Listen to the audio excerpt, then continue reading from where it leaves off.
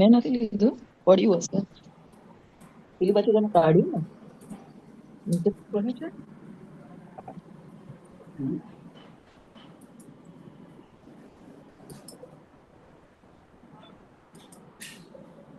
So we are live on YouTube. I know. I think just waiting. I think Vidyut is getting organized. I think it is. Right. Am I audible? Okay, absolutely. And also you are also very good on visual. Very nice image. So start, sir. Am I audible? Yeah. Friends, at the outset, I appreciate the gesture by INHAF and specifically Kirti for organizing a debate on vital issue.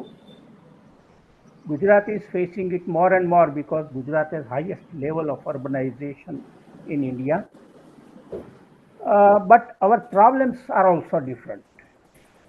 Unfortunately, we follow the Western pattern and specifically American pattern of urbanization. But we will have to change it over to see that what are our issues. Number one, our population is 18% of total world population, whereas we have only 2.4% of land mass available with us.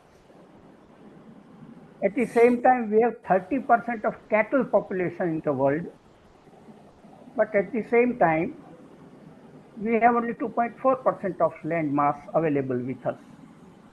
This makes that our urbanization issues are different than the issues faced by Western world or the world from where we are getting knowledge of urbanization and urban problem solutions. Second, Western society is at the most a plural society and not a complex society. We are a complex society. We have several religions, several caste identities, several economic stage identities. We have hunter and food getters. At the same time, we have knowledge workers.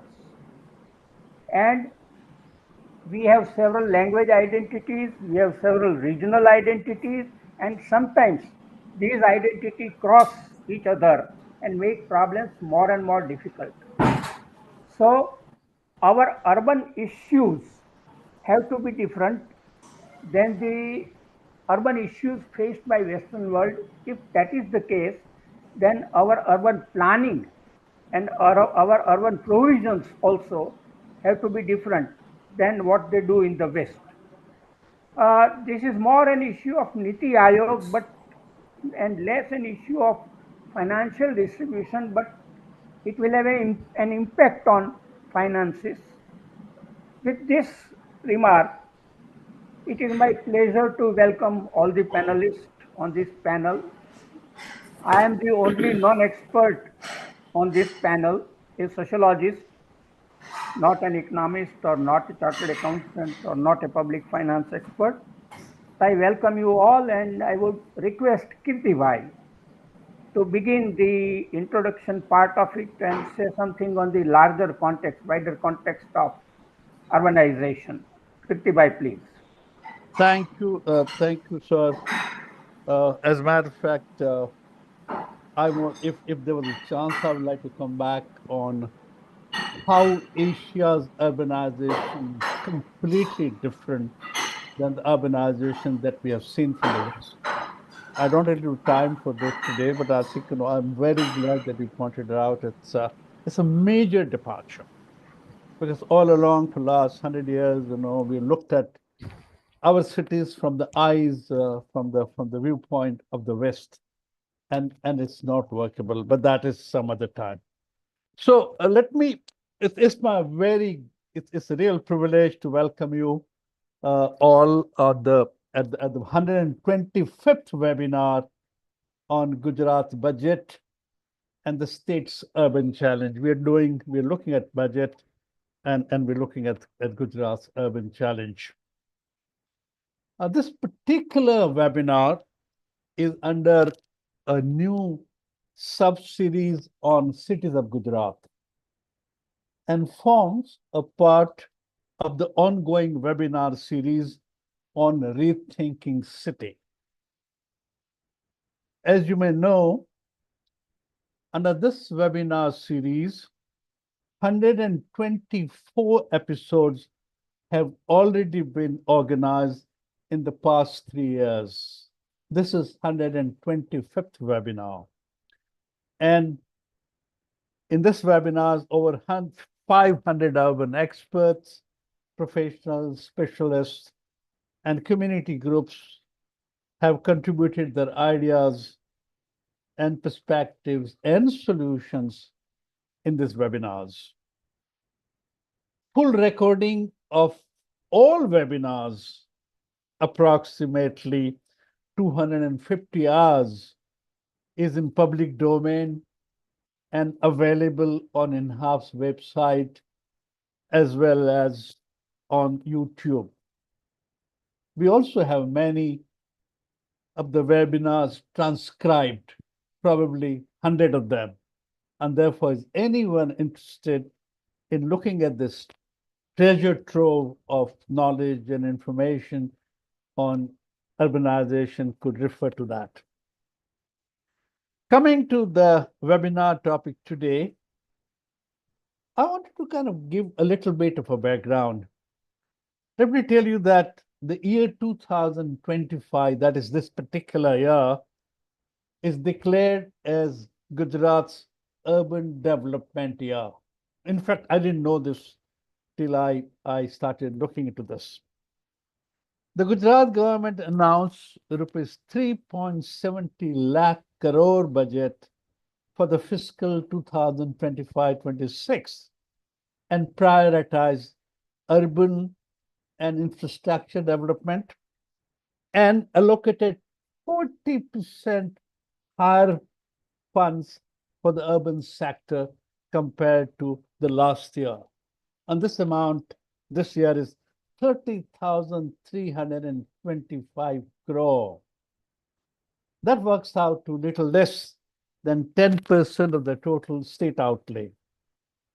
And that is what is fueling modern aspirations of livable cities, high-speed corridors, and climate-resilient roads and bridges infrastructure. That is what is fueling it. What is also very interesting is the vision statement for the urban sector of Gujarat, and it talks about radically transforming existing cities and developing a new genre of satellite theme townships and interconnected twin cities, which are safe, efficient, clean, and green, and offer a high quality of life. The vision statement also makes 3 other interesting promises, and I would like to share them with you. 100% basic infrastructure to the urban population, thereby making cities efficient, productive, and inclusive. This is the first. Second one is proposing Ahmedabad, Surat, Baroda, and Rajkot as cities of excellence through good provision of good quality infrastructure. Third is developing a new townships around current and emerging economic zones and economic centers. So these are the kind of commitments that government has made, and I thought this is very important in the context of this particular webinar. That is in this context that we are looking at this webinar, and keeping 2050 in mind, and I really think 2050 is something very important, just 25 years away, not too far, not too close, and it's good to look at India's Gujarat's urban challenges. And we've essentially talked about 3. That keeping 2050 in mind, how does 2025 as the urban development year and the budgetary provision get the ball rolling for the achievement of this goal. How does this particular budget set the tone for the next 25 years? The first question. Second is, what are the resource mobilization and planning strategies to achieve that? And that's a second important operational question. And the third is, what institutional changes and innovations will ensure growth and development in the desired direction? I just talked about three commitments the state government has made. And the fourth is overarching, what are the key challenges facing Gujarat cities as they get ready to brace 2050? So these are the kind of four challenges, and I'm sure we will be able to build the whole narrative around it. But before we start, I need to kind of tell you why are we doing this webinars for last 3 years? This is 125th. What are we trying to achieve? What are the objectives? And I thought I would share that because I don't want to kind of miss the wood for the tree. The underlying rationale and immediate purpose of this webinar series is to germinate seeds for and contribute to building an operational societal partnership. And I use the word societal partnership of multiple stakeholders to prepare for and respond to a difficult urban challenge we are up against. It is based on a deeply felt concern that India's urban challenge is very complex and daunting. And we as people, we as government, we as professional, we as civil society have not understood its dimensions adequately, that we have not understood adequately what the urban challenge is. And that lack of understanding reflects in the quality of cities that we have. It reflects in the quality of response that we have managed up to now. Whatever we see this, be that urban planning or water or governance or finance or sustainability or slums or housing, our cities are saddled with highly difficult urban challenges. And many times I describe India's urban challenge as even more than India's climate challenge. Now, what is needed to deal with this is, in order to meet this challenge adequately, is a collective effort, a wider, multidimensional, multi-focused, multi-layered societal partnership. And this webinar series, which is trying to put multiple dimensions of urban challenge on the public platform, is a modest effort in that direction. A small contribution in putting the idea and the need across to people who matter. We are trying to talk to people why this challenge is very difficult. There's a long way to go, obviously, but we are convinced that nothing less than a wider societal partnership in search for new approaches, new strategies, and new solutions would do. So this with very long introduction. Okay. I'm requesting you to take it up. But before I do that, Joshi Sahab, give me 1 minute to introduce you. So Oh, not necessary. Not necessary. it just take 1 minute. 1 minute. Vidyut Bhai is a renowned sociologist and educationist with a distinguished career spanning 5 decades. He is the former Vice Chancellor of Bhavnagar University and former Director of the Center for Social Studies, Surat. He is currently serves as adjunct professor at Gujarat Vidyapit and emeritus professor at CPIMR Ahmedabad. The last thing, I didn't know this, Vidyut Bhai.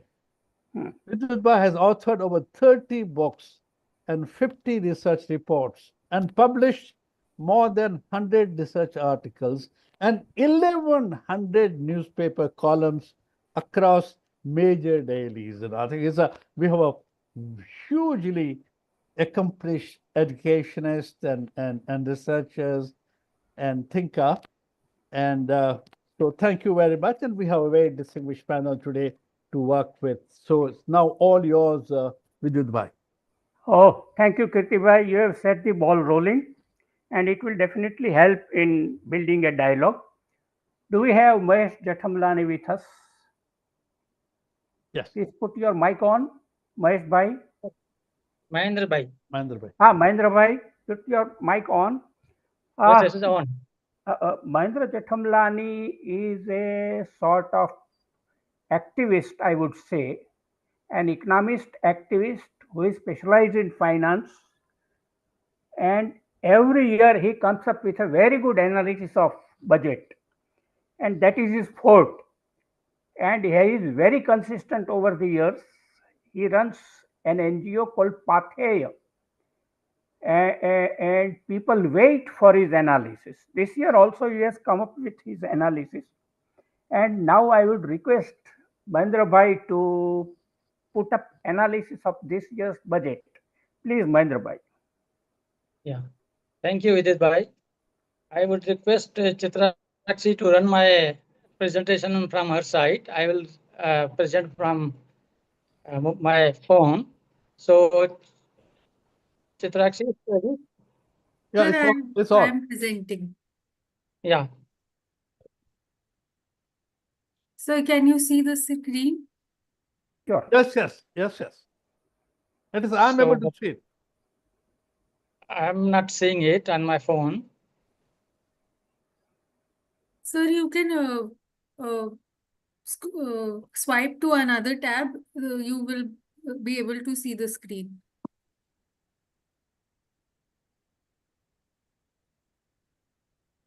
No, not yet.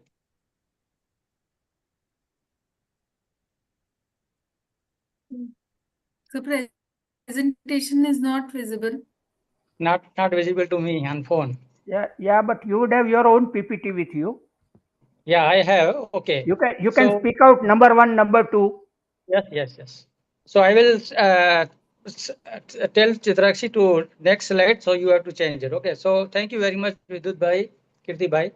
My presentation is about the budget of the Urban Development Department for 25-26. So what I have done that how much Gujarat government is investing for the urban development in this year, because this year was the very specific year. Gujarat government announced the urban development year 2025-26, and in 2005 also Gujarat government had announced the urban development year. So I'm going to present some data for last 20 years, how much the urban development department has invested for the urban development in Gujarat, and what has impacted, and what is in present year's budget allocation for the addressing the various issues for the urban development. So whether that would be adequate to address the existing issue, or what should be the changes, with some suggestions. So change the slide. So that is what I'm going to tell. 2 decades of urbanization, budgetary investment for the major scheme, and distribution of budget, because what we presently know that is the 30,000 crore for the urban development, but how these 30,000 crores are being allocated or distributed at various level, administrative level and also sectoral level, that is also important, and that will give you a good idea that what the state is actually going to do and what the private sector is also going to do with that. So that is the main theme of my presentation. So as we know, the Gujarat has very progressive policy for rapid urbanization, and its intention is to create cities into dynamic, vibrant, livable, environmentally resilient and sustainable in nature. So this is what the Gujarat government want to achieve for urban development in 2047. And in order to achieve the rapid urbanization, state government has also put various policies and along with the fiscal resources as well, so that the intended targets are achieved. So there are facilities of drinking water, sewage management, storm water, drainage, internal roads, streets, then the riverfront wherever the river is there. So lot of policy measures are there, and it is being promoted with the budgetary resources. So that is good thing, that whatever the policy is intended is reflected in the budgetary allocation. So in 2009, government introduced the Swaram Jayanti Mukhyamantri Shahri Vikas Yojana. That is the scheme that most of the urban resources are transferred to the urban local bodies, municipal corporation, municipalities, and authorities. So this scheme has been now extended up to 26-27. And good thing what the state government did last year, that it announced the 9 municipality to municipal corporation. This is something which have been done, I think, some 5-6 years ago. We are very late, but it's good that new municipalities have been accorded the status of the municipal corporation. So the people in these new municipal corporation will have a better urban facilities. And as Kirti mentioned, that 25-26 the new urban development year. So 2005 to 25, that is the 2 decades, and one urban year to the another urban year in 2 decades. So that is the policy framework that Gujarat government is promoting. It's a good thing. And what I'm going to tell that I see things, whether whatever the policy or announcement is, whether that is matched with the budget or not. So because budget is the most important reflection. Kindly change the slides. The budget is the first most important reflection of the government's priority, and the state signals its vision and future policy priority through the commitment of financial resources. So budget allocation and spending for urban development, therefore, is a reflection of government's commitment to the urban development. Next slide. You should reach the slide number 5, which shows the graph and which also indicates the investment for the urban development in the Gujarat. So if you could see from 2006-7 up to 2025-26, the average investment for the urban development is around 6.31 consistently, which is a very, very huge percentage wise. And in last 20 years, government of Gujarat has spent around 2 lakh crore for the urban development. And this 2 lakh crore investment is on the geographical area, which is only 3% of the state. Because whatever we say, 50% is now Gujarat highly urbanized, but that 50% population, that is around more than 3 crores, they are living in just 3% of the land mass. So there's a very huge investment of the public resources for the urban development. And it has, of course, improved the amenities, basic facility, but it has also made the land prices skyrocketed. Open spaces are very scarce. And there are also problems like the air pollution, water pollution, traffic congestion. And open spaces are very rare because most of the municipal corporation, whenever they are resource crunch, they always look for the selling the open places. So that is also there. And then there are many other problems have also come. So this is also byproduct of the huge investment on the small piece of land. And what has happened in the last 20 years, a lot of investment coupled with there is also private investment, because government is spending on its programs and schemes for development. But then there are developers also spend money for multiplex, clubs, and amusement parks, cinema houses. People also invest in markets and this. So if government is spending, say, 1 rupees, there the 15 rupees investment is by the private sector in the urban area. So that is the huge potential of the urban development. And one thing that in present budget the government has done, next slide, slide number 6, that government is now upgrading the many municipality to the up level, and many district headquarters are being upgraded to the class 1 cities. That is also a good thing, that will bring more facilities to that. Slide number 7. So government of Gujarat roughly spending 1% of GSDP for the urban development in present year. 30,000 crores comes around 1%, which is around 8% of the total budget. So after education department, urban development department is the second largest department which is spending money for the urban development. So this is what the potential of the urban development, and government is giving priority for the urban development. So slide number 8, how this 30,000 crores has, what makes this 30,000 crores? So there is allocation for the water supply and sanitation around 250 crores, then housing 1100 crores, urban development revenue grant 8,000 crores, capital grant 12,000 crores, loan around 2,800, and then ecology and environment is 38 crores, and livelihood 70 crore.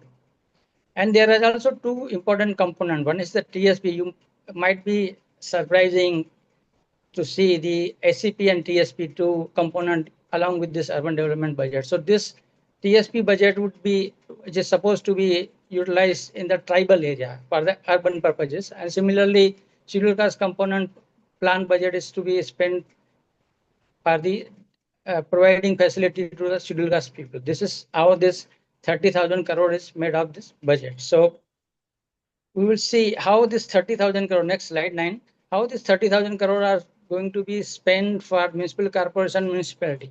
So one thing is clear, the municipal corporation get the largest share of this out of this 30,000 crore. So it will get around 58% of the total budget of this urban development by 30,000 crores. Municipality, which are around 149 in number, that would get around 24%, that is 7,000 crores. And then urban development authority would get 5%. Another housing board and Gujarat Municipal Finance Board would get 13%. So ultimately this GSB and Municipal Finance Board budget would also be given to the municipal corporation and municipality. But one thing is there, that presently we have 8 municipal corporation and plus 9 new babies. So budget for them, it is 58%. So it is clearly shows that still we are too much favoring the municipal corporation, whereas the municipalities are always resource crunch, as always the facing the challenges in mobilizing the resources. They are not being given the due priority. So that priority should change. And what is the macro outcome out of spending this 30,000 crore in 2025-26? So it will be, says the advocate availability of the public spaces, public transport, and quality water and sanitary services in urban areas, increase the livelihood opportunity for urban poor, and then ICT and also the rail-based mass transport system. So this is what the major outcome that government want to address by spending 30,000 crores. And this is the outlay distributed among the municipal corporation and the municipalities. Next slide 10. So as I mentioned, the focus is more of the municipal corporation that and the challenges of the resources faced by the municipality for being small with population. So municipality should be provided more resources. That is the one, and municipalities should be provided more resources for capital development infrastructure, because if 7,000 crore budget among the 149 municipality, it comes around 40 crores per municipality average.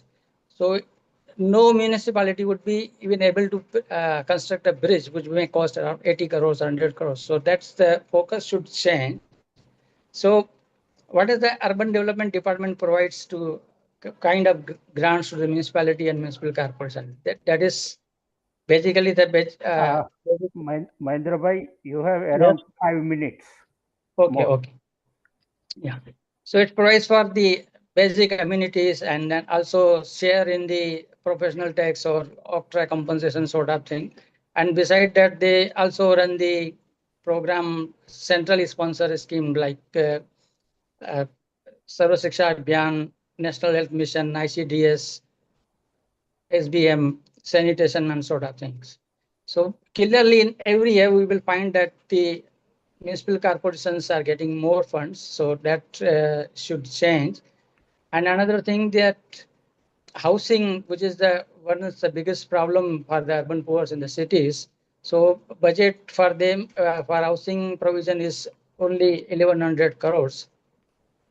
So it should also change because in most of the big cities, the developers or builders are keen to take up the Gujarat Housing Board's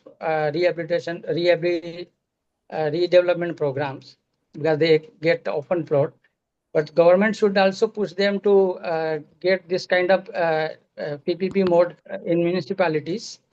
And also slum redevelopment should also be pursued vigorously because many people are still in the slum. So there should be some positive policy.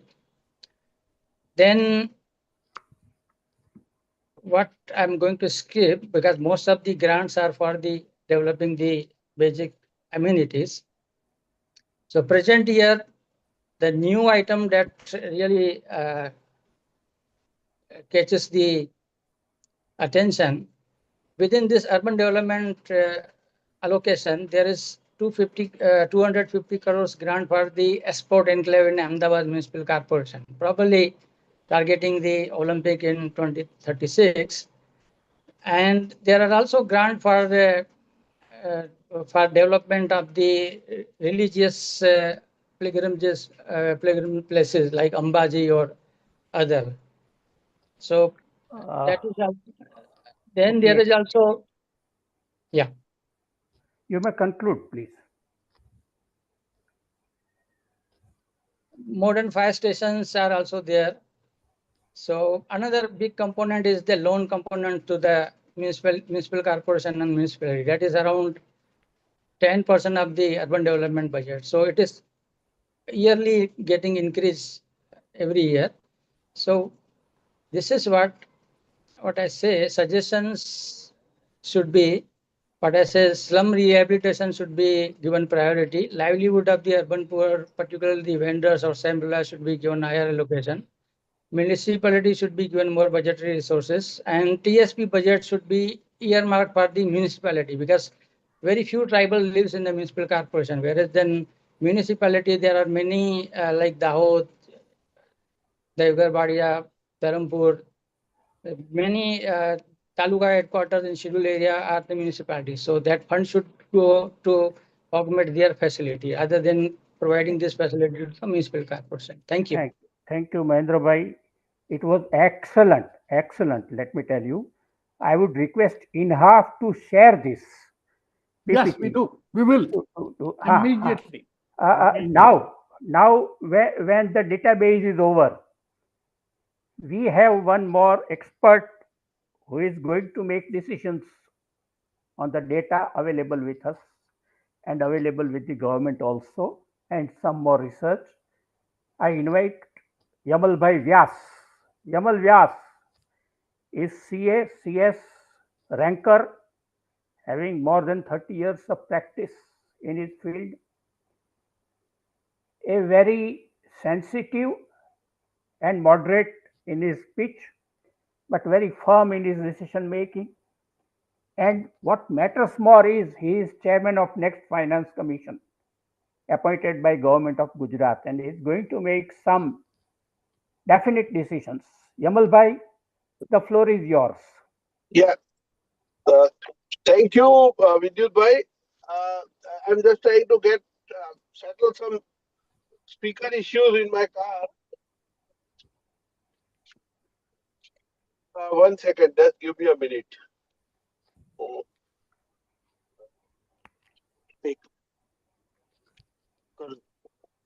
Please check the mic.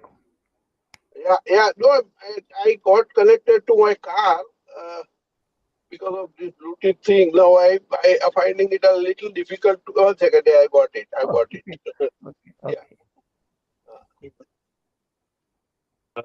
Yeah, now I'm okay. Sorry.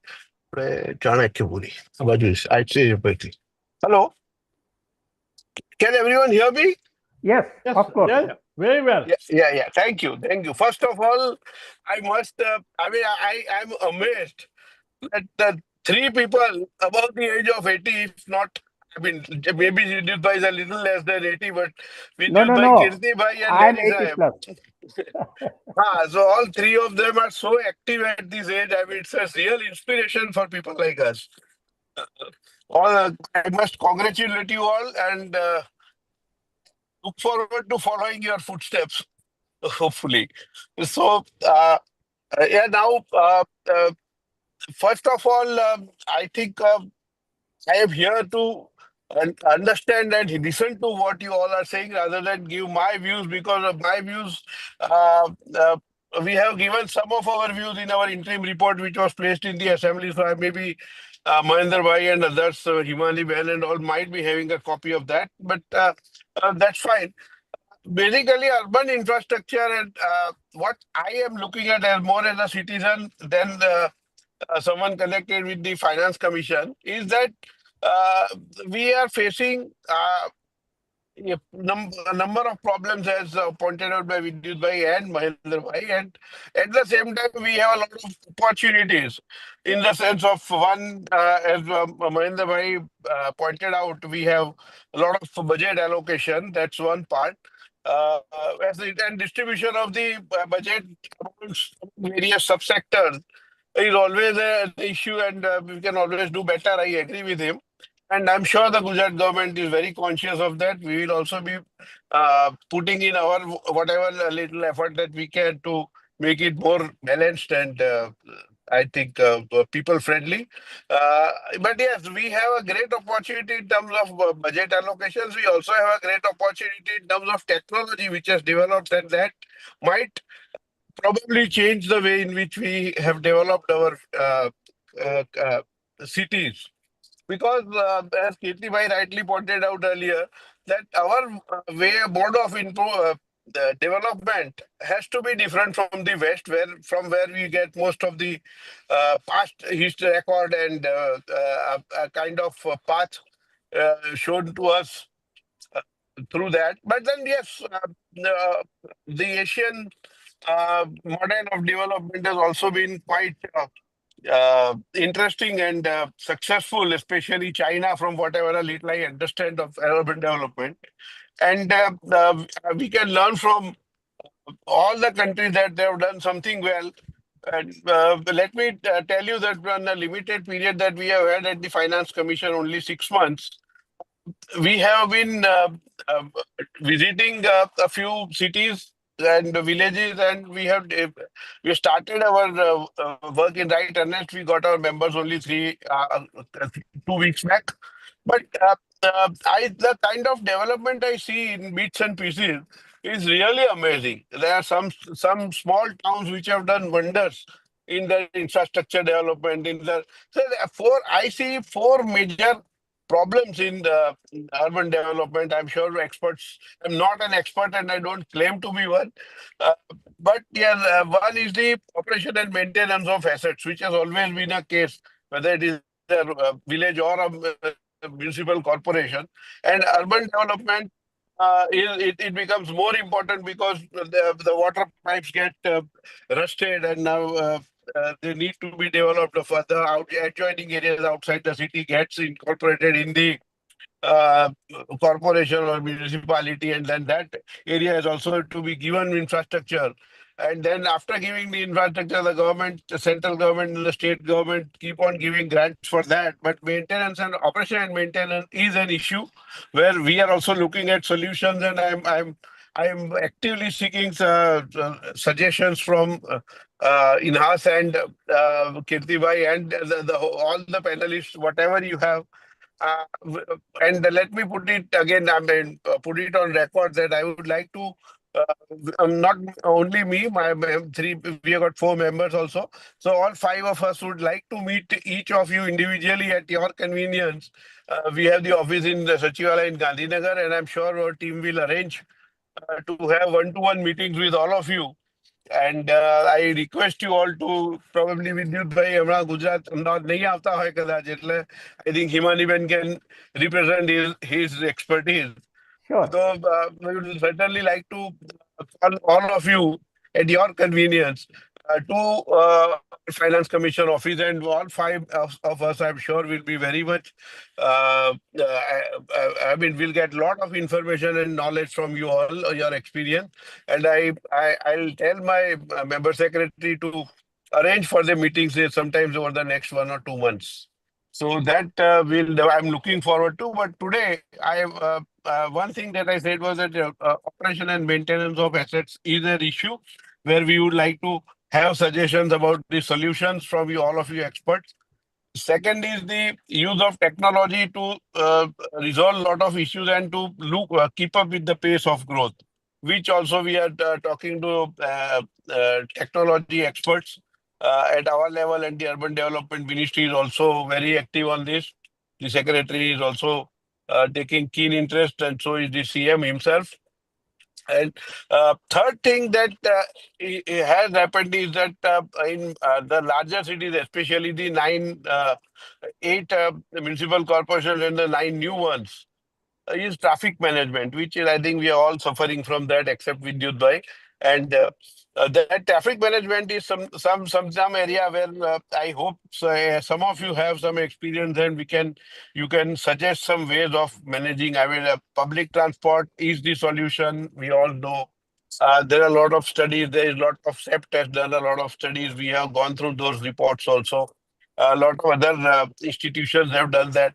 And traffic management is, I think, going to be a major concern because uh, it might lead to uh, so much of waste of not only time but energy also. And energy is precious. We use fossil fuels a lot. So that way, environment is also going to be environmental issues are also going to crop up as India produces 40 lakh cars a year, and Gujarat must be getting its own share of those vehicles. Two-wheelers are in addition to that, three-wheelers are there. So traffic management, not only in terms of saving time, making life more convenient, maybe making commuting more convenient for people, and helping the environment. Those are the issues which are of serious concern to the government and to the Finance Commission also. So that is one area where I would also like to have some inputs and suggestions, because again, the Urban Development Ministry is doing its bit, and they are spending a lot of time and effort on this. And I'm sure that we'll be able to work out, because Ahmedabad is probably the only city where we have BRTS, metro, and bus service running simultaneously. And because of the rapid growth, which we all of us have seen in the last 20-25 years, there are issues where about the traffic management, and in bits and pieces, as we go along, we learn from our experience, we find out ways and means of sorting that out. And I'm sure we have been able to manage, I think, the SG highway and the Gandhinagar road through the airport, also through on the service circuit Gandhinagar road. They are a good example of a little better traffic management, because a lot of traffic jams and are avoided on these roads. And Surat is also a prime example of where good work has been done, but a lot needs to be done, even in Ahmedabad and Surat. So that's one area where is an area of concern. So I do think that these are the 3 things which can help. Talking is not as an expert, only as someone who's observing this, and I'll end at that. Vidyut bhai? Yes, Yamal bhai, can you conclude? Yeah, I have concluded. Okay, fine. Thank you, Yamal bhai. We will definitely take care of 4 issues suggested by you, and they are really important. They worry us also, and they are also mentioned in Sustainable Development Goals and the targets also. So you are right when you pinpoint these 4 issues. We have another giant with us having a very illuminating span of civil service. Pravin Laheri, he was Chief Secretary of Gujarat State. But his second inning is equally important. He has started working as managing trustee of Sadvichar Parivar, a very good NGO we adore, and we have personal relationship with him. And what matters more is he doesn't have the air of a bureaucrat. He looks more like a common man talking senses to you. Praveen bhai, please, the floor is yours.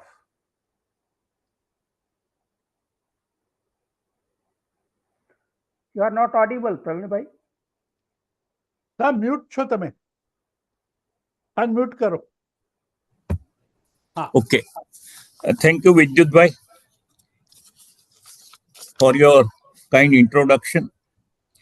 When Kirti bhai invited me to this webinar, I was little bit reluctant in the sense that with age, there are certain issues, and having retired before 20 years, I had some limitations about keeping up to date with so many things. I must congratulate Mahender for his excellent analysis of a allocation for the urban sector. Now, as we all know, that budget of 2025-26 has a total outlay of rupees 3.70 lakh crore.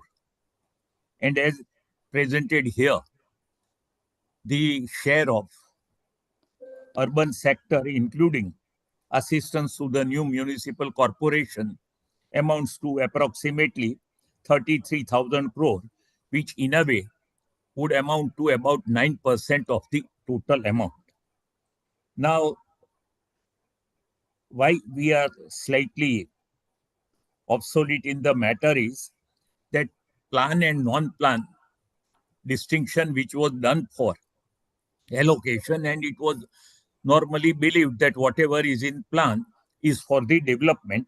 Now, that distinction has been done away, and we find that for a state like Gujarat,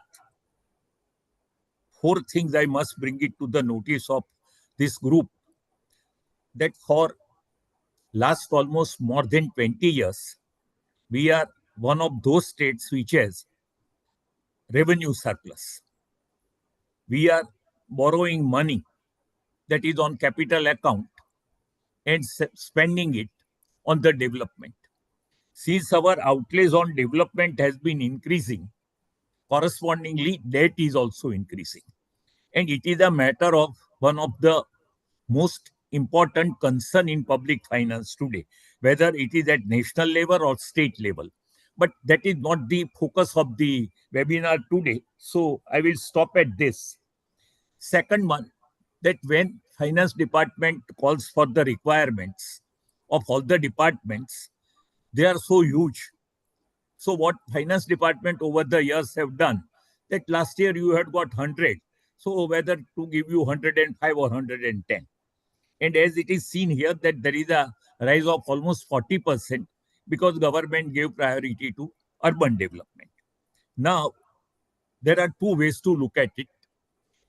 If you have too many problems, you have to allocate resources for that. As we had scarcity, we had a problem of drinking water. So we have to make huge allocation to them to solve that problem, because unless we make allocation, the problem will not be solved.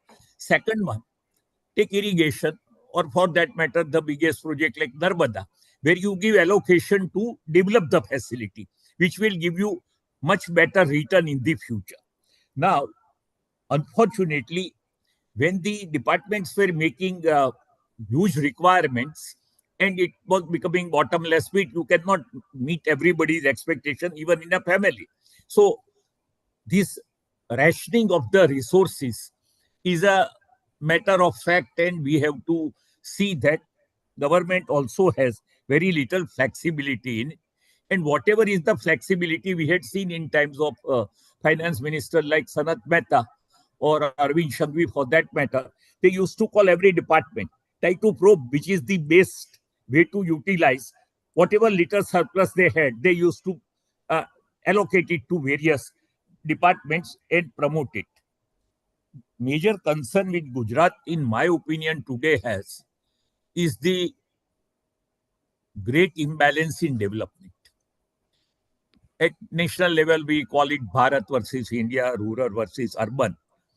And in our case, so many parameters, including Human Development Index, HDI, or for that matter, even the average distribution of income, we have a very big segment of our population which is quite low compared to the top. The imbalance is one thing, but the gap between the haves and have-not, if we use the communist jargon, is too big in Gujarat and needs to be attended to. Now, I will not only limit it to urban development, because Kirtibhai has been holding these webinars for last 3 years, and we are meeting at 126 webinar. Very good. Kirtibhai has always been an innovative thinker and has been taking so many initiatives through ASAG and many other NGOs in the past. Now, in my humble opinion, whenever we talk budget or sectoral allotment, we have basically 9 areas in which we all have to take care, because in this Gujarat's performance is not all that good. Number 1 is literacy and school education. We have Praveshotsav, we have tried to control dropout rate and all that. But in overall interstate comparison, when Gujarat is low, we feel bad, because we can solve these problems with little bit of extra effort. It might require some additional resources, but why should we have more than 1,000 villages where there is no school building worth the name? Why should we have 35 to 40,000 primary teachers vacancies carried forward? Why should we have that? Means these are the constitutional mandate that there shall be free compulsory primary education up to the age of 40. I'm not going to talk of the private kindergarten to whatever universities are charging as fees. But here, literacy and school education, we need to give topmost priority. The second one is health, hygiene, and drinking water. Our performance of late in this sector is really good. Health, because Prime Minister introduced so many schemes, Ma card, Ayushman card, now Bharat Ayushman card with limit up to 5 lakh and all that. And hygiene also, we have been able to have Surat being featured as one of the cleanest city and all that. Now Indore has done, and we need to do that sort of work in Gujarat, especially in urban area. Now Indore does not have deployed more resources than Ahmedabad, Baroda or Surat or Rajkot for that matter. Rajkot and Indore would be almost equal in size. But if you analyze the figure, then you will know that only resources are not the indicator. It is the question of how you implement it and what impact your resources make. You may have resources, you may bring a flyover, as it was said, it is transport. Yamal Vyas rightly pointed it out. But for whose benefit? But cleanliness is neglected in the process. Then whether we are losing or gaining, very difficult to judge. Then we have to have higher education and skill formation. Why it is necessary that unless and until we have relevant education which will make people employable, it will be globally marketable skills. If we don't do that, then the imbalance which is there between the income of families would also continue. So we have to improve that. I remember once, of all persons, Dhirubhai Ambani met Keshubhai and was discussing. He said, you start a knowledge city. And in knowledge city, you train people in this international skill. Even if they go to Dubai, they go to US, Canada, where things were easier earlier, they will earn into foreign currency, and that is what has happened to what we were calling brain drain. But that is where we need to concentrate. Then investment in economy. That is where earlier, when we gave huge subsidies, total tax rebate to industry, we were criticized. But today, when you see that our income is more than 30 lakh crore GDP, and 3 lakh is almost 11% of it is with the government at the state level. We are not aiding the local bodies' resources. Otherwise, I think about 16% of total GDP is in the area of public finance. Housing has been discussed, and we are also very happy that PM Awas Yojana and all other Dr. Ambedkar housing, many other Sardar Awas Yojana, all those things are there. And housing has become easier in certain middle level towns. But as it was pointed out by Mahender, that in urban area, because of the land prices, it is not the construction cost, but the land prices that we are facing the shortage of housing. Housing in Ahmedabad, I was one day traveling between Ahmedabad and Gandhinagar, and I could see more than 120 cranes operating. Look at the development. After Dubai, somebody told me that in Ahmedabad, you have almost 10% of the cranes of the world working here. That is the level of development which is happening. So, Dubai, it was about 20%. We are half of that. And Ahmedabad, you see all around, and even nearby towns like Sanand or others, you have this issue. Now, issue of transport has been also addressed rather too late and too little, as they say, because we are still not able to wean away people from personal vehicle to public transport. Public transport is being used by a segment of the people, and that segment is expanding, so we do it. Only thing that number of rickshaws have come down in Ahmedabad.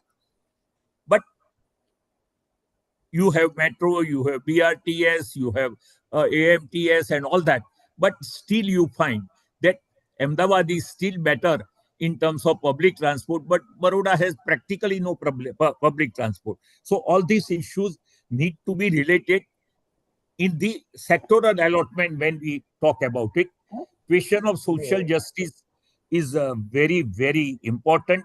And in urban area, we find that the level of poverties are almost comparable to rural areas. So urban areas by itself, earlier it was believed that if cities are there like Surat, a person will not be unemployed for more than a week if he wants to work. But things are changing now. In urban areas also, you have a very high level of unemployment and poverty, and that needs to be addressed through some sort of sectoral allotment. And that is where we need to be more precise. And I am sure that Yamal Bhai would like to get this analyzed. Because suppose we have today 33,000 crore, we make it 50,000 crore, but where would other 17,000 crore should go? Should it go on drinking water? Should it go on firefighting equipment? Should it go on development of parks and gardens? Where should that go? That today it is not done. It is done that last year you had 33,000, so next year you have 35,000. Now that way it cannot be solved. When the focus is on there, government has admittedly given priority to it. I think we need to do that. The equally important is, though not concerned with the urban area, is in agriculture, animal husbandry. Our performance had been excellent once upon a time, but now quite a few states have overtaken us in that area also. Earlier, because of the BT cotton, Sardar Jal Sanjay Yojana, Narmada, plenty of water was saved and plenty of water was available. But now things are changing, and in urban area, the demand for drinking water is increasing, and we have very limited provision for recycling. Unless we recycle the water in urban area, the issue of drinking water will again. I have handled 1986 water crisis in Saurashtra. We took water in train to Rajkot from two ends. One is Thatarwadi Dam and another was Gandhinagar tube wells. But Looking back at it, I went to Kutch after 15 years and I found Kutch is highly urbanized today. But it is using almost 100 crore liter of water every 3 days. May That I is the request Tampadev Pravin bhai? capacity and it is filled up. Pravin bhai, So, may I request? May I request to conclude? yeah. Now, my last point is that as far as urban sector allotment is concerned, we need to improve that, provided we are able to give equal importance to all the priorities or the challenges I have mentioned. That is where we have to have holistic view rather than segmented view in the matter. Thank you.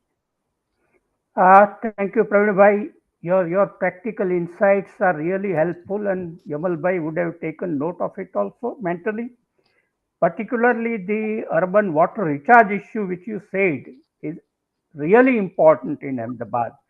Now I may request Niti Mehta to make her presentation. Niti is Yes, PhD in sir. economics, also PG diploma in urban planning, so she is most relevant here.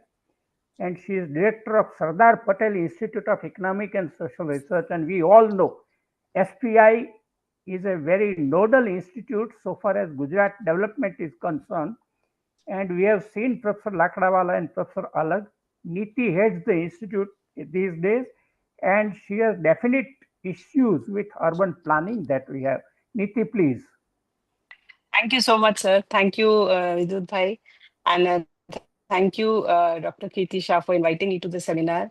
And I can see some very important points being raised. And as Dr. Joshi, Professor Joshi has mentioned, my background of urban and regional planning and economics makes it imperative that I do not talk only about the municipal corporations and the metropolitan cities and the mainstream of urbanization that we kind of see. But most of my work is actually concerned with the rural areas.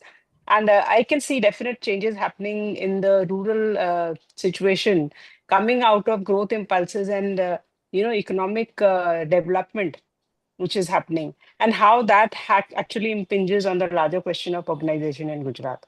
So there are a few stylized facts that I would like to just mention here, and rather than having a very structured presentation. So this is all based on the research that I have done over the years. So starting with the urbanization, I think we all know that Gujarat is the most of the factors which have contributed to Gujarat's urbanization is industrialization, a lot of social dynamics, urban employment opportunities, availability of quality education institutions, infrastructure, which has actually caused the people from the rural areas and the backward, comparatively backward regions to migrate to the urban areas. So, but obviously, all that has led to a lot of urban sprawl, overcrowding, proliferation of slums, squatter settlements, etc. And there's a decline in the standard of living, which also has, which I was very happy when Dr. Laheri mentioned that about the question of regional imbalances. So those regional imbalances are actually very, very glaring. So Gujarat, in fact, is, and all this is based on the 2011. I'm largely basing most of my statements on the 2011 census because we do not have concrete information after that. So obviously there is a lot of urbanization, and in Gujarat, nearly we can say that the urban population increased from nearly 20 to 25 million from 20 millions in the 2001 to 11 period. So nearly a growth of 36%. So it is one of the most urbanized states, 46% of the population residing in the urban areas, and which has also led to a really concentration of urban poor, which was also mentioned by the earlier speaker, that urban poor actually is at par with the rural poverty in Gujarat, which is something which is very crucial for the planners and policymakers. So there is a widening gap between the demand and supply of essential goods and services and infrastructure, which is making the cities of Gujarat polluted, sometimes unlivable. Often there is inefficiency in the use of amenities, etc., and vulnerable to disasters because of their locations, because of the industries, overcrowding, transport bottlenecks, as well as infrastructure bottlenecks.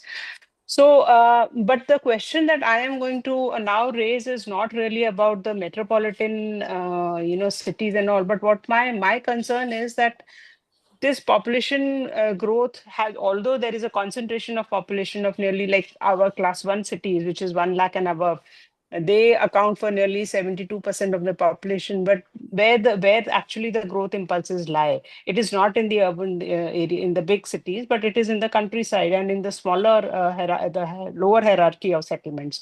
So that is what is really very important for policymakers. So we can the urban hierarchy, in fact, the point that I'm which is something which is very important is that there was a deceleration of growth between 2001 and 2011 in terms of the urban population. But again, after 91 and 2001, but 2001 and 11, it was seen that the urban population growth has accelerated. And one of the reasons for this acceleration was the increase in the number of census towns.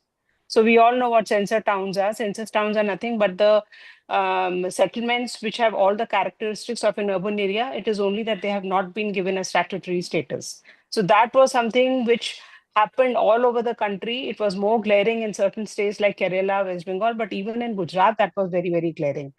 So it is the urban hierarchy or the distribution of towns, whether it is a statutory town, that means whether it's a municipality, nagarpalika, municipal corporation, or a notified area, or a census towns, where the four categories, there are identifying categories of urban area, which is the population, the employment structure, their statutory status, and their density of population. So there are these villages and small towns in the countryside which are satisfying all the criteria, yet they are not ruled by urban laws and bylaws and statutory norms. So that is where the problem lies, because these are for all practical purposes small towns which are acting as service centers for the hinterlands, growing at a very fast pace, but they are governed by the village level and local bodies and institutions. So how do they muster to get the resources to build their amenities or provide services to the people who are migrating from the surrounding areas coming there?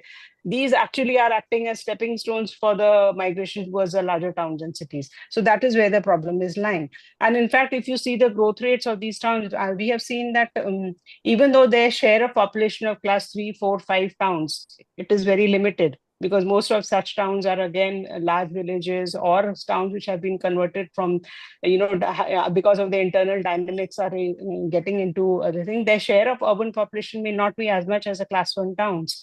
But when we see the growth rates, it is these towns which are actually the drivers or the engines of urbanization in Gujarat.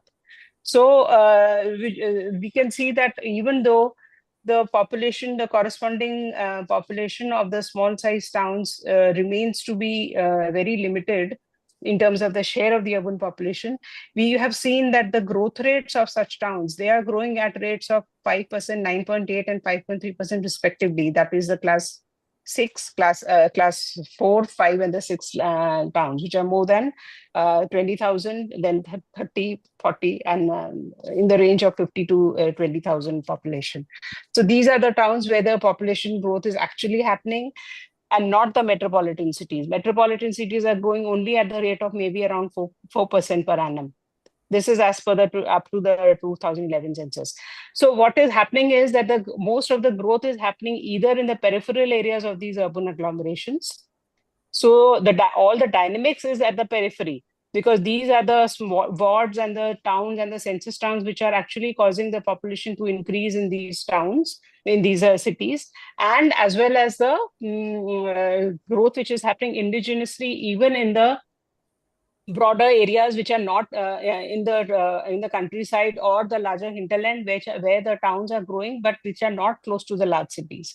So what the geographers and the regional scientists are calling the in situ urbanization and the subaltern urbanization. So all these terminology are coming to the villages which are transforming into towns, not because they are locating next to a big village, but only because of their growth impulses. Now, as it was mentioned earlier, that because of high agricultural growth, because of the availability of water and so many other factors, the decade of the early, up to the early 2000s decade and up 2 decades, there was a very high growth in agriculture. So most of the time, these growth impulses got translated into the change in the economic activities. So an economic activity, when it was changing to the non-farm employment, that was also causing the nature of the villages to change.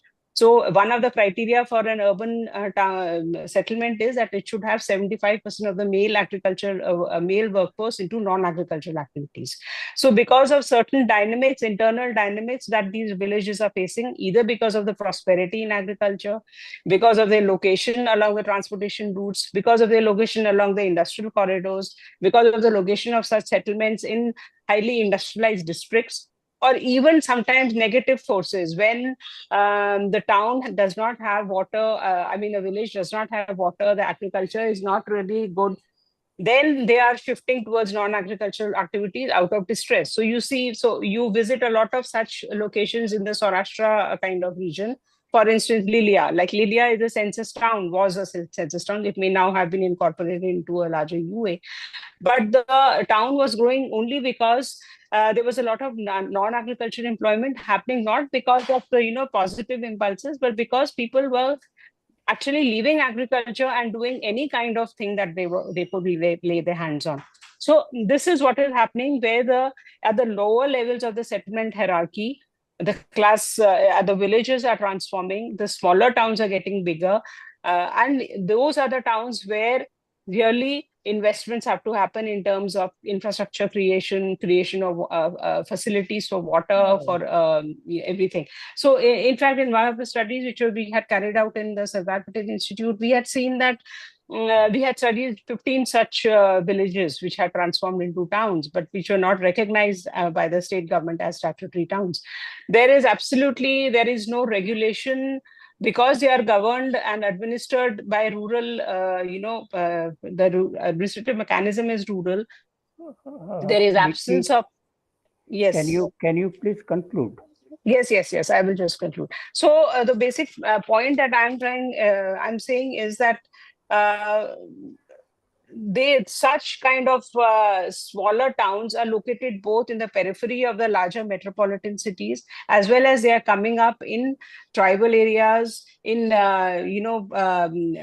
dispersed locations which are away from the Bombay, Ahmedabad and Delhi kind of industrial corridor, and they are located in Saurashtra and other districts. And if you see even the 2000 census, it was revealed that the urbanization, the growth of urbanization was very high in such districts like Sabarkantha, North Gujarat districts, Banaskantha and all these places. So definitely the allocation that has been given to has been allocated for urban development has to take care of, and in fact the policies in future have to take care of such smaller towns, not only small and medium towns, but the villages which are transforming into towns, and which are not only located, because if you are located next to a big city, you are inevitably going to be merged into the UA. But if you are located away, and in fact in Gujarat, most of the new urbanization, that the growth in urbanization which has happened could be ascribed to such towns which are located away from the metropolitan cities, but they are also growing. So that has to seek the attention of the policy. So I think because of the constraint of time, I think I will make the submission, although there are a few other issues which could be. So basically the point is that we have to come out of the metro centricity whenever we are talking about the allocations and about the distribution and about resources and the development of amenities. There has to be now developed a mechanism to also ascribe amenities and quality of life parameters to such towns which are actually going to drive the urbanization in future. In fact, if we relax the definition of urban in Gujarat, nearly a third of the rural population is ready to become urban in Gujarat, and we have to really plan accordingly. Thank you, Niti. Really, you have spoken about decentralizing our policy and program measures and going to smaller towns without mentioning the decentralization theory that is now in vogue in urban planning. Now I would request Himani Baxi to present her views. Himani has PhD in public finance. She has worked for various central and state commissions on finance. She is a good researcher. Recently, she has published a book on decentralizing finance. Uh, I would request Himani to make her presentation. Thank you. Thank you so much. Thank you, Kirtipai, for inviting me on this panel. All the eminent panelists have raised quite relevant questions and issues. So being a last panelist, I think I would focus more on the recommendations, suggestions that can be derived from the theories of public finance and some of the better practices happening across other developing countries like Brazil and China and all. So let me start with that. So point number one, now that we talk about budgetary provision for urban has to be in context of 5 years later. So by 2030, we are expecting 66% of Gujarat's population residing in urban. So the gutter connections, water planning, traffic management has to start now. Point number two, of course, the theme of today's discussion is budgetary provision by Gujarat. But over a period of time, I have realized that budgetary provision is merely a necessary condition for development and not a sufficient condition. So, of course, we require budgetary provision, but having, highest state budget allocation in urban across all Indian states does not just automatically imply that we would have a better urban planning. So that journey has to be managed. Now, third point, I think we are discussing too much of a state role in urban planning rather than the role of urban finance itself. The whole philosophy of fiscal decentralization is that let the city and let the district and let the village manage their own finances, primarily because even within Gujarat, which share a quite similar socio-economic ethos, the need of Porbandar, which is recently being announced as municipal corporations, is very much different than that of Ahmedabad. In fact, in Gujarat, I would suggest to divide urbans in three parts: Ahmedabad, municipal corporations, and municipalities, because even among the municipal corporations, Ahmedabad finances are way different, and Ahmedabad urban amenities are way different than other Rajkot and Surat and all. Surat is now experiencing establishment of traffic signals, and they are struggling. The citizens of Surat are right now struggling with how do they manage traffic with the recently established traffic signals. So we need to have that. And so, although we are quite happy that Gujarat state has been of last 3 to 4 years have been significantly allocating money, almost as Mahender Bhai mentioned, 6.3 and all that, compared to Maharashtra, Tamil Nadu, who are below 2% of their budgetary allocation. So we are very ahead. But that, in fact, is setting out a wrong signal. So right now, our municipal corporations and nagarpalikas are probably having only 40 to 45% of their total revenue coming from their own sources. The remaining one are either in the form of grants, or from state finance commission, central finance commissions, or either in the form of a centrally sponsored schemes, which are tied up grants. So when we looked at the balance sheet of many of the nagarpalikas, we saw a lot of funds being unutilized. Now, why are these funds being unutilized? Because they were tied up grants. And so they are just sitting idle in the banks, and the nagarpalikas are earning some peanut amount of interest rate on that. So the focus of urban finance should be empowering nagarpalikas and municipal corporations to be able to generate their own resources. For so many, and that is point number one. The another point, and in which I would also incorporate the issue that Yamal ji raised, was of managing the assets. Now, urban finance are, in fact, even state and central finances, we are very poor in designing user charges. I would just suggest that we all look at our property tax that we receive. You know, some 300, 400, 500 rupees per annum I am paying for my water charges, which is peanut. Now, with that amount of money that is generated, we cannot manage water treatment plants. And just charging once for water connection and then charging only some hundreds of rupees per annum, it is not manageable. So, designing rational user charges are a better option than relying merely on property taxes and relying merely on the state government. Because if you are generating user charges, it's a direct cost. So I'm enjoying services and I'm paying cost. You know, it would be rather better than paying property taxes and other taxes and then feeling, oh, there is nothing that is coming to me. So paying user charges will always have a lesser pain than the paying taxes. So I think urban finances need to divert towards generating more and that is what the public finance theories have also said.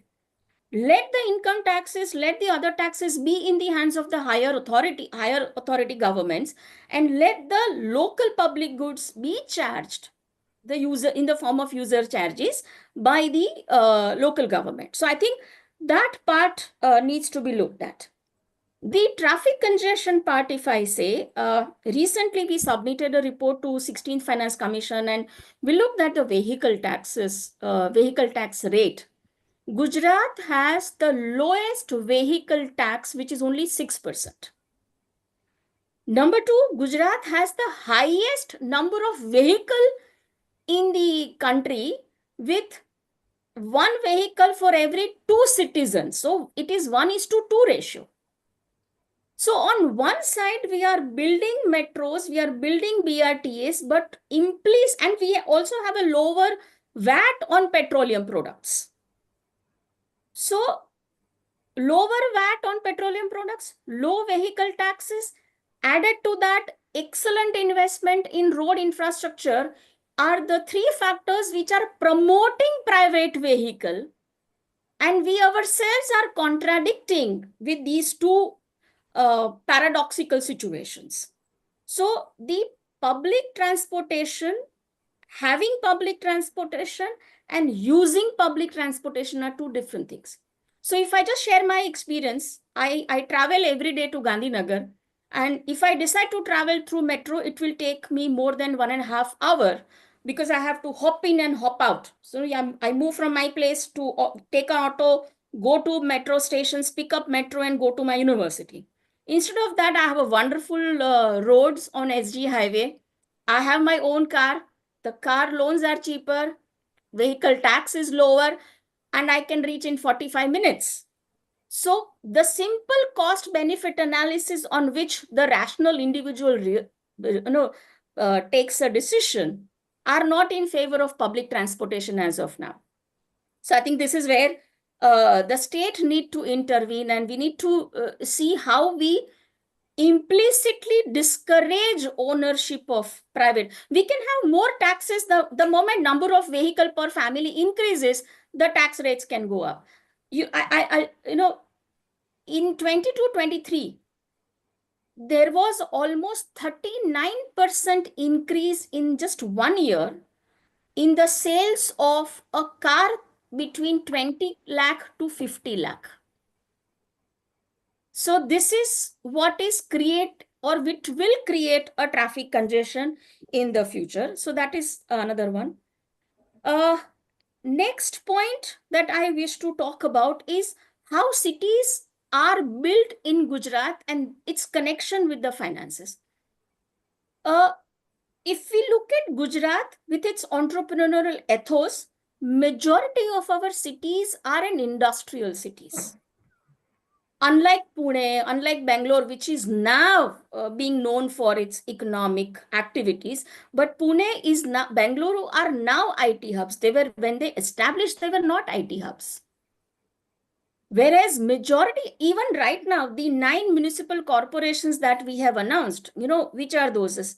Vapi, Navsari, Morbi are some of the cities which we are completely relying on the MSMEs. Now, there is a concept called participatory budget. So, state Gujarat can adapt a very beautiful concept of taking participation by these industries on which these cities are thriving for funding some of the services. And we have seen that how Atira, how IIM, and how majority of the institutions in Ahmedabad got built is by we are now technically calling it as a CSR, but it was always there in the industrial ethos of Gujarat. I think this is where we minimize the burden of taxes. This was one of the reasons why Smart City Mission miserably failed, and they had to shut down that even after giving 1 year of extension. Because if you think of building smart cities, it's going to come up with the tax burden on the citizen itself. So if I want big roads, wider roads, high-tech cities, cycling tracks and everything, I have to pay for it. Instead of that, one way to minimize the tax burden on the individuals is to talk about participatory budgeting. In fact, Brazil and all are... Can you conclude in 2 minutes? Yes. Brazil and all are also very actively working on participatory budgeting, as in where groups of people are actually coming up with proposals while municipal finances and budgets are getting prepared. I think this is the least thing that is happening, because we are all hyped up, discussed a lot when union budget comes up, but we are completely ignorant when our cities' budgets are proposed. So this is what I want to talk about. The last point is about talking about municipal bonds, which is coming up very aggressively. Baroda, Ahmedabad, and all have come up with the green bonds, particularly to invest in climate change. And this is a new area of discussions and studies. I think we need to not ignore these things. I think the remaining points I will keep it aside as of now. And if there are questions, I would like to answer. Thank you. Thank you, Himani. It was excellent presentation by all the panelists, and it's extremely difficult to conclude such a vast panorama of experiences and expertise. But I would mention few points. One is this, that our cities as they are today are not sustainable. Look to the Sustainable City SDG number 11, which clearly mentions that cities have to survive on their own resources. Cities have to survive on vibrant communities, and cities have to survive on participation of cities. So if you want to make your cities sustainable, otherwise they will become big problems. And in Western countries, some of the big cities have become problematic, and they are rethinking on decentralizing and de-urbanizing. So before we reach to that level, let us concentrate more on small towns. Let us concentrate on their own generating their own resources and their own way of presentation. The SDG on sustainable cities has some 10 targets, and the 10 targets include safe and affordable housing, which very many of you mentioned. It has a sustainable transport. Our transport is not sustainable, as Himani mentioned. There have to be sustainable transport also. They have to be inclusive, sustainable Inclusive means you include stake of all the stakeholders, not stake of the sum of the stakeholders. It has to be inclusive development. It has to have a good disaster management system, which was not mentioned unfortunately by various speakers, but it is a must nowadays. We see how many thefts, how many crimes, how many fires break out in cities, and they have to be controlled. So, reducing environmental impact. Look, the global warming in Ahmedabad. Look, the flooding in Ahmedabad. In fact, Ahmedabad can become floodless if it has a good plan of recharging its own rainwater. But somehow we construct water drainages and we don't construct Khambati Kuwa. So that is an issue. Safe and green public places. We have less safe and green public places. We don't have green buildings. We should have. Why should we have glass panels? I don't understand this. Why should we have glass panels? So then we should have our own resources and efficient use of those resources. Some sort of knowledge planning and less personal influence on use of resources, and more sort of we should concentrate in heritage management and tradition management. In fact, we have heritage. Ahmedabad is heritage city, but it doesn't have real heritage. People don't live in heritage manner. The old buildings are protected, but the culture is not protected. The heritage culture is not protected. Culture has to be. Then you have to have regional planning. As rightly said, Porbandar planning must be different than Nadia planning. Their resources are different, their needs are different, and some local participation by communities has to go in to have it. And then, last but not least, people will have to learn to utilize local markets if they want a good resource management in urban areas. Amazon is costly, environmentally costly. We feel it cheaper, but it is not. Local market is always cheaper, always user friendly, and it builds a network. So, thank you very much, Kirti Bhai and INHAF, for organizing this fine debate. I hope the debate will reach to concerned persons who are going to make decisions. And I hand over mic to INHAF administrator for further questions and answers. Thank you very much. Chitrakshi, are there any specific questions and in the chat box? No, sir, but earlier we had received a mail. I am putting it again. Please, what is that? Please, pardon me for that. I am putting it again in the chat box. Oh. But why don't we read it so that we could find who could respond to that?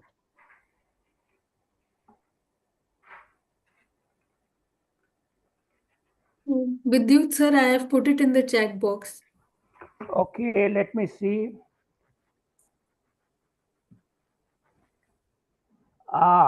Webinar chat.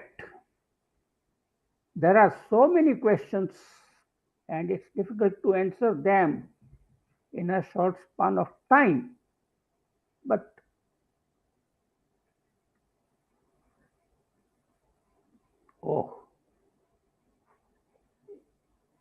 Yamal Vyas. Can you read some pertinent 2-3? Sir, I'll read. Yeah, please, why don't you do that? Despite Gujarat being India's fifth largest economy and nearly 50% urbanized, why does it still perform poorly on SDG 2, Zero Hunger, with 32.3% of urban children stunted and 10.3 severely wasted? Why is this not reflected in the urgency of or scale of urban nutrition spending in the 2025 to 26 budget? Okay, complex question, but you have to understand the pattern of urban development in Gujarat. We are business friendly state.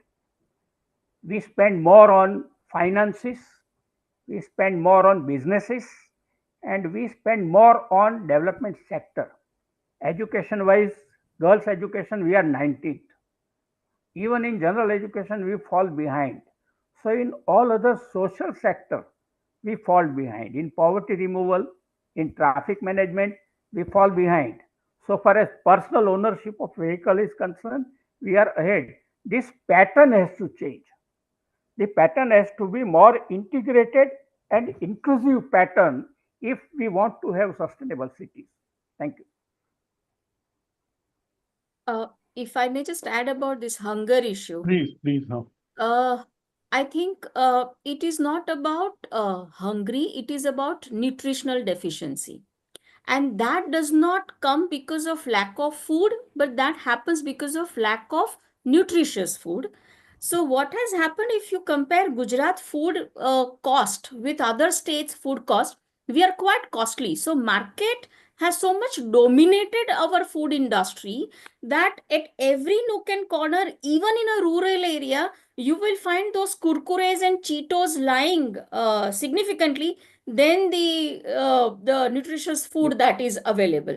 So I think it's a matter of food choices that is getting constructed rather than being hungry. Very good. Very well said. Chitrakshi, is there any other question which you think is important enough to enter? I Yes, think you can deal so with them on email also. Yeah, yeah.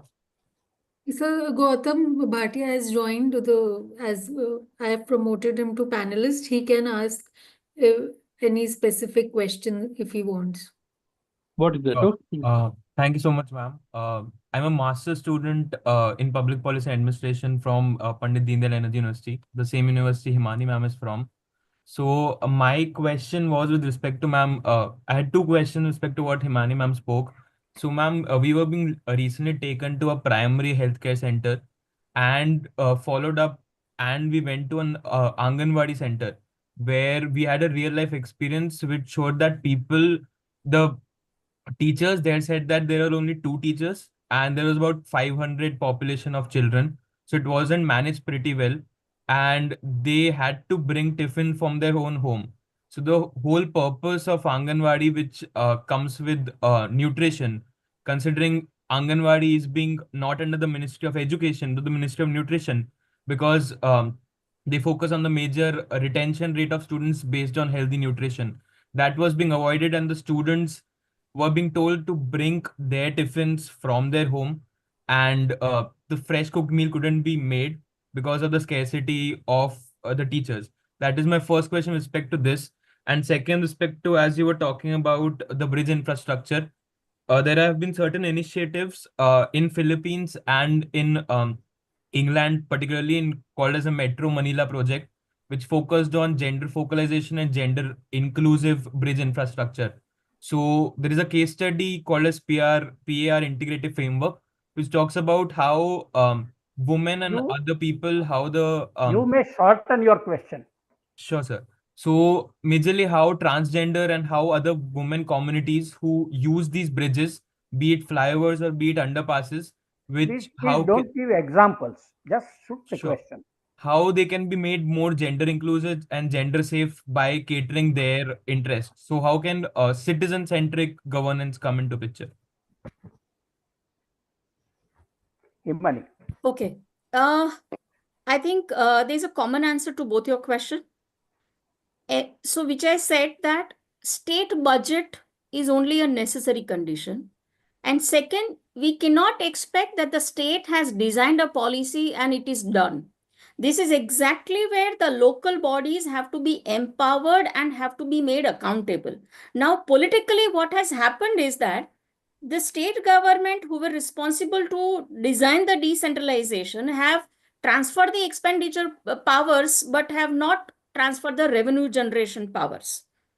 And in doing so, they have not actually made you urban local bodies and PRIs to be more efficient. So the implementation issues can only be resolved at a decentralized level. Either it is about using the bridge or making Anganwadi and PHCs more efficient. Centralized planning doesn't work here. So Just one addition I would like to make. I mean, I think I totally agree with what Himani is saying. You know, there is an absolute total failure of planning at any level now.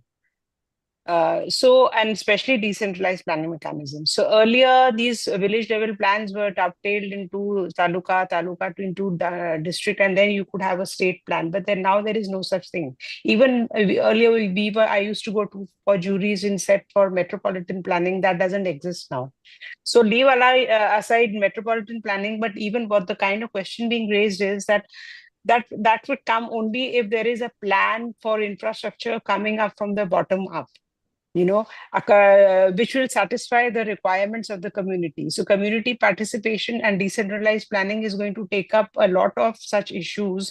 And of course, the freedom and the capacity to generate the resources, like which has been rightly pointed out, that the state cannot really do everything for you. You have to have the capacity to generate your own resources and make your plans. And only then can be the region and the town specific problems in issues and infrastructure requirements can only be handled if you have decentralized plans and the capacity to fund those plans, I think. And which as totally now it's on a back burner now, and we need to revive that process in our country. Niti, I think we can call it a day. Yes. Can I come in, Sabji, to last word, Vidyut Sab? Yes, please. No, I think it was absolutely remarkable session. I must admit, we were trying to do 4 webinars on Gujarat cities, and this is the 4th one. And the last 3 we were able to organize easily. And this took time, but I thought it was worth taking the time. That's number one that I wanted to say.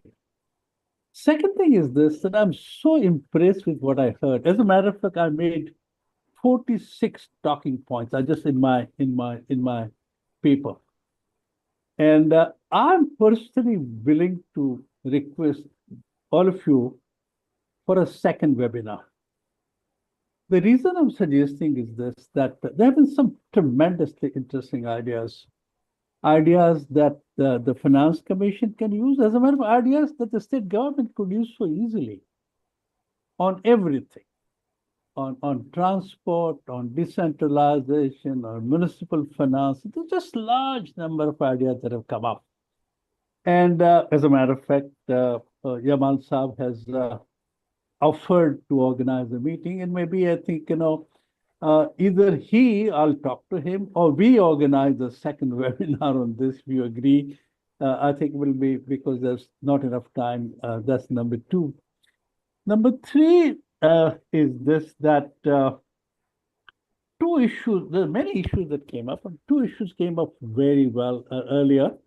One was that slum has not been kind of talked about adequately. And the second thing was this, that, Asian cities require to be looked at very differently. On both of this, we are organizing a series of webinars in the next 2 months. We're doing 5 webinars, in fact, no, 6 webinars on Odisha's slum development project. It's incredible. I don't think anything that has happened which is comparable to that in the last 70 years in this country. And we are doing 6 webinars, including United Nations as a partner of organizing this meeting. And I really want to invite people to come and join. And the second one is we are doing a series of 5 webinars on climate change with CityNet. CityNet is the organization of Asia region. It has 150 members, 100 cities are members, and we are doing climate change in Asian cities, and we are bringing in Bangkok and Seoul and Kuala Lumpur and Jakarta to come and share in terms of how they're looking at climate change, and in the process, what is the urbanization processes that I thought I'll just mention. And the last thing that I would like to mention, Himani, is this, that We did 2 books. One was BRTS Ahmedabad and second is BRTS Pune. And I'm now doing a report which should be ready sometime in 2 months' time. It's called Cycle and City, Ahmedabad. And what is interesting, we're not looking at the whole thing from the viewpoint of experts. We're looking at from the viewpoint of people who are riding cycles or using cycles. We're not saying that it's not possible to kind of cycle if you don't have dedicated corridors. We are saying if so many people are riding cycle, why and how are they doing it? What are the risk perceptions? And how is it going to go about it?